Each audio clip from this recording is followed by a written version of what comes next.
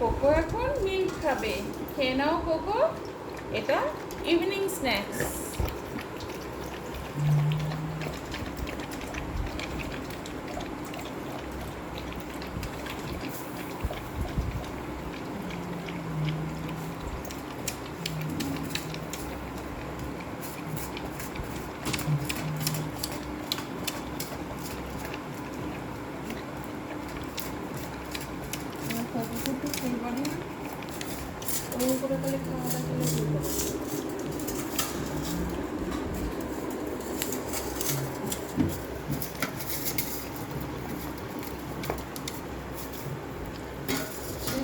শেষ করো শেষ করো।